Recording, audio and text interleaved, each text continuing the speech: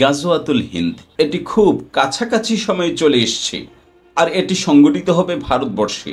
আর এটা কি? এটি হচ্ছে ভারতবর্ষে সাধারণত দুই শ্রেণীর লোকের বসবাস, এবং খুব অল্প সময়ে ভারতবর্ষের মানুষগুলো দুটো শ্রেণীতে বিভক্ত হয়ে পড়বে। একটি শ্রেণী হচ্ছে আল্লাহর পুজো করবে, আর আরেকটি শ্রেণী হচ্ছে মূর্তির পুজো করবে। যদিও এই এলাকায় অনেক ধরনের দল আমরা দেখতে পাই, কিন্তু প্রকৃতপক্ষে কোনো একদিন এটি শুধু দুটো শ্রেণীতেই বিভক্ত থাকবে। সাধারণত আজকের দিনে আমরা দেখতে পাই ব্যক্তি পূজারীর মাধ্যমেও দল হচ্ছে। ব্যক্তি পূজারী কি? কোনো ব্যক্তির আদর্শকে অনুসরণ করে যে দলগুলো করবে তারা হচ্ছে ব্যক্তি পূজারী, আর যারা আল্লাহর আনুগত্য বা আল্লাহকে অনুসরণ করে দল করবে তারা হচ্ছে আল্লাহর পূজারী। তাহলে এই দুটো শ্রেণীতে কোনো এক সময় বিভক্ত হয়ে পড়বে।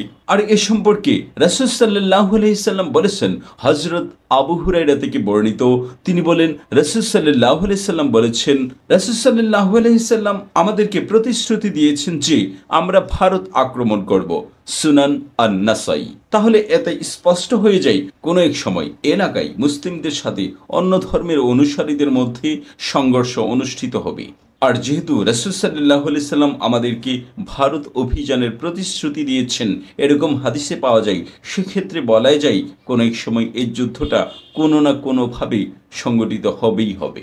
রাসূল সাল্লাল্লাহু আলাইহি সাল্লাম আরও বলেছেন, হযরত সাওবান রাদিয়াল্লাহু তাআলা আনহু থেকে বর্ণিত, তিনি বলেন, আমার উম্মতের দুটো দলকে আল্লাহ জাহান্নাম থেকে রক্ষা করবেন। একটি দল যারা ভারত আক্রমণ করবে, অর্থাৎ যারা আল্লাহর পূজারী, এবং একটি দল যারা ঈসা ইবনে মরিয়ম আলাইহিস সালামের সাথে থাকবে।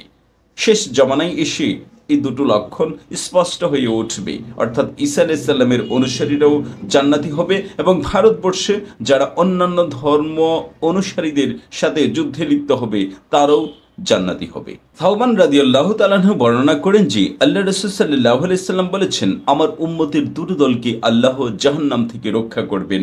একটি দল যারা ভারত জয় করবে, এবং একটি দল যারা ঈসা ইবনে মরিয়ম আলাইহিস সালামের সাথে থাকবে। সুনানি বিভিন্ন হাদিস গ্রন্থে এই হাদিসটি বারবার বর্ণনা করা হয়েছে। আবার অন্য বর্ণনায় পাওয়া যায় এই কথাটি সাইয়েদনা হযরত আবু হুরায়রা রাদিয়াল্লাহু তাআলা আনহু বলেন, রাসূল সাল্লাল্লাহু আলাইহি সাল্লাম আমাদেরকে ভারত জয়ের প্রতিশ্রুতি দিয়েছেন। আমি যদি সে সময় উপস্থিত থাকি তবে আমার জান ও মাল উৎসর্গ করব। যদি আমি নিহত হই তবে আমি শহীদদের মধ্যে শ্রেষ্ঠদের একজন হব, আর যদি ফিরে আসি তবে আমি আবু হুরায়রা মুক্তপ্রাপ্ত, অর্থাৎ আমি জাহান্নাম থেকে মুক্তিপ্রাপ্ত হব।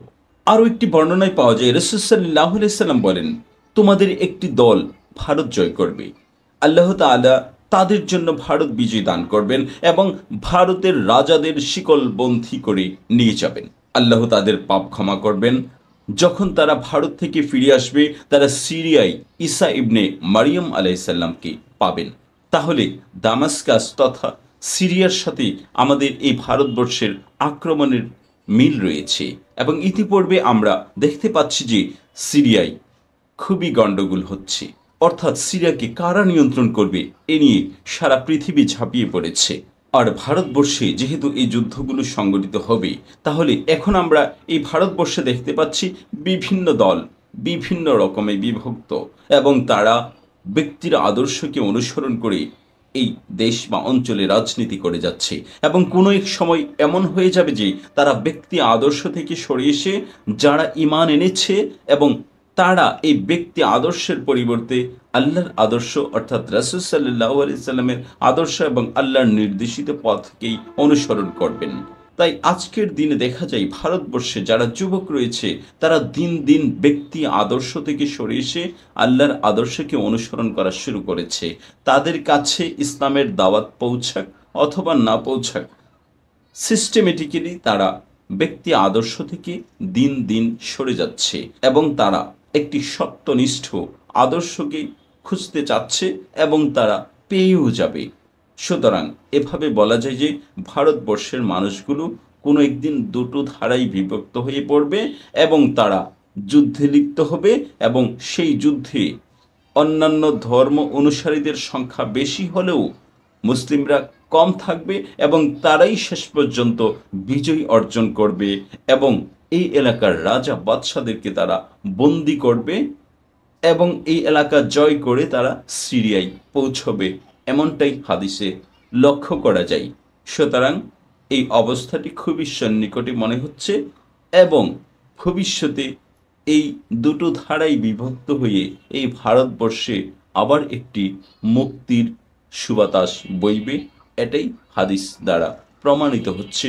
যদিও এই হাদিসগুলো কিছুটা দুর্বল, তারপরেও দুর্বল হাদিসও একসময় অনেক শক্তিশালী হয়ে উঠতে পারে এবং এটা দিয়ে হতে পারে এই এলাকার পরিস্থিতি পরিবর্তনের একটি সংবাদ।